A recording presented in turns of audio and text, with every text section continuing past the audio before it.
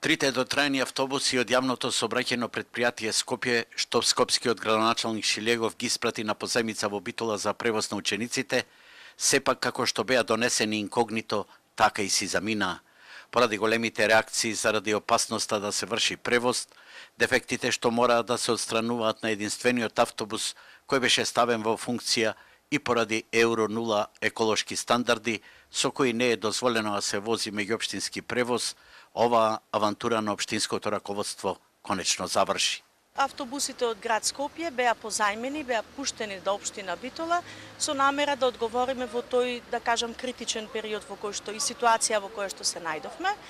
А откако ја надминавме таа, цениме дека немаше веќе потреба да истите престојуваат во нашата општина и носиме одговорност за нив. Сега битолчани се шегуваат дека во Битола се чека бродот од Скопје, откако првата дама на Битола на последната средба со Шилегов во Скопје му се заблагодари за трите автобуси и му побара една од галиите во Вардар.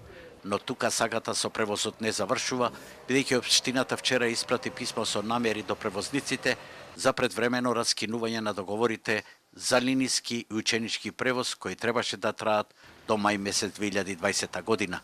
Согласно еден параграф, крајниот рок е 3 месеци или денот Д е 22 февруари 2019 година.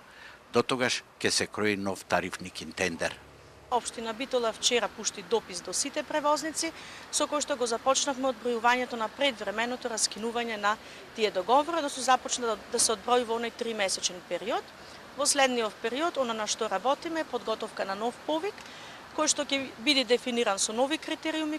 Како ќе се испеглаат односите со превозниците според законските измени останува сосема неизвестно. Во меѓувреме, општината ќе им ги рефундира средствата на оние ученици што не добиле бесплатен превоз, но само со доставени фискални сметки, што ќе создаде дополнителен рашамон, зашто има повеќе села до кои нема никаков превоз.